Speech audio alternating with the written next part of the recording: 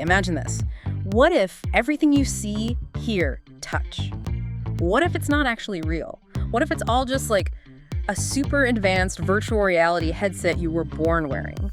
This wild idea comes from cognitive scientist Professor Donald Hoffman, and believe me, it makes you think.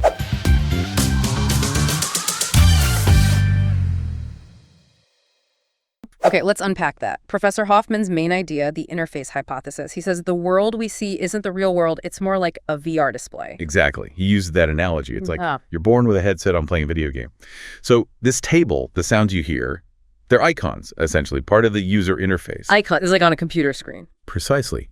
He argues that even space-time, the 3D world unfolding in time, is just the interface. It's a useful way to interact, but it hides the true, complex reality underneath. Think about your computer desktop. You click icons, but you don't see the circuits and code running everything. Hoffman says space-time is like that desktop. It hides the real machinery. Well, he uses this great analogy with Grand Theft Auto. We're like players in the game, experiencing the city, the cars, but the programmer. They know the supercomputer running all the diodes, resistors, voltages, which is totally different from the game world itself. right, okay, but here's what I don't get. Evolution, Darwinism. Yeah. It's all about survival, right? Getting better at seeing what's really there to avoid danger, find food. Why would evolution hide the truth from us? Wouldn't seeing reality give us an edge? That's the counterintuitive part, isn't it? But Hoffman's argument, based on evolutionary game theory, is that our senses were not shaped to show us objective truth. Their only job, evolutionarily speaking, was to keep us alive long enough to pass on our genes. Seeing the actual underlying reality is just too much data. It takes too much time, too much energy. It's cognitively too demanding. Too demanding, more demanding than, say, figuring out complex physics. In a survival context, yes. Think instant reactions. Processing the raw objective truth might involve calculations or perceptions that are just too slow when a predator is leaping.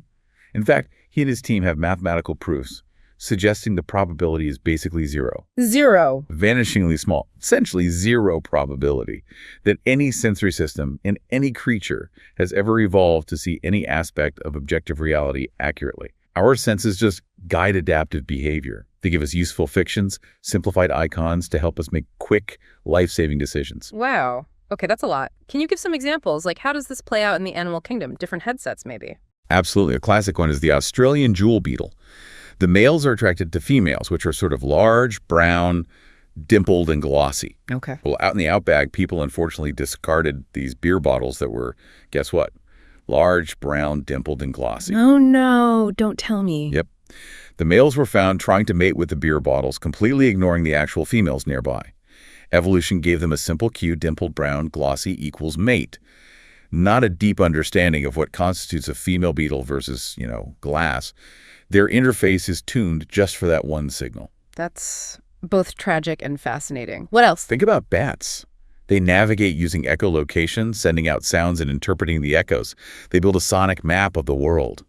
Their reality is constructed from sound patterns, completely alien to our visual one. It lets them see perfectly in pitch darkness. A totally different sensory world. Totally different. Or dogs. Their sense of smell is incredible. They have something like 300 million scent receptors compared to our maybe 5 million. They perceive a world of smells we can't even begin to imagine. Some people say it's like they're seeing another dimension. And their hearing range is way beyond ours, too. Each creature has its own tailored interface, its own headset. Right. And these interfaces are just shortcuts. Good enough to survive, but not the real picture. And Hoffman tested this with simulations. He did. They ran evolutionary simulations with digital organisms. Some were programmed to perceive the actual truth of their simple digital world. Others were given just an interface, like simple cues for food or danger. And what happened? Consistently, the truth organisms went extinct. They spent too much computational resource, too much time and energy perceiving the full reality.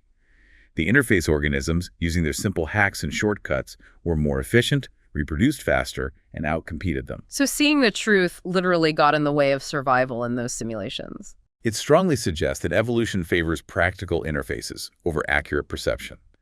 It's about fitness payoffs, not objective reality. And this links back to physics in a surprising way. Our best theories, Einstein's general relativity and quantum mechanics, they actually start to break down at extreme scales. Break down how? Well, when you get incredibly small, down to the Planck length, which is about 10 to the minus 33 centimeters, or the Planck time 10 to the minus 43 seconds. The equations suggest space and time themselves just cease to be meaningful concepts. Space itself disappears. Space disappears, so space-time, the thing we thought was fundamental, isn't. That's what the math points towards. Space-time seems to be emergent, something that arises from a deeper reality, not the bedrock itself. So science itself is hinting that our perceived reality isn't the final story, which leads Hoffman to his really big idea. If space-time isn't fundamental, what is? His answer is consciousness. Consciousness is fundamental, not something the brain creates. Exactly, that's the radical shift. He proposes that consciousness is the primary reality. The brain, and indeed all of space-time, is something consciousness creates. It's the interface, the headset, that consciousness uses to experience itself in this particular way. Okay, hang on. The traditional view, the physicalist view, is that physical stuff, atoms, neurons firing, is fundamental, and consciousness somehow emerges from that complexity. That's the standard assumption. But physicalism has a huge explanatory gap, often called the hard problem of consciousness. The hard problem? Yeah, it's like we can see that when certain neurons fire, you experience the taste of mint chocolate chip ice cream. But why does that specific pattern of physical activity feel like anything at all, let alone like the specific taste of mint? Physicalism can't bridge that gap from objective physical processes to subjective experience. It can describe the correlation, but not the causation or the what it's like. Precisely. Hoffman's approach flips it. He wants to start with a mathematical theory of conscious agents interacting, and from that, derive the properties of space-time and physics as we observe them. He thinks consciousness is the foundation, not the byproduct. Wow, okay. If this is true, even partly true, if we're generating this interface, this headset, what does that mean for us? For like our daily lives, our identity, all the stress and striving? Well, think about it.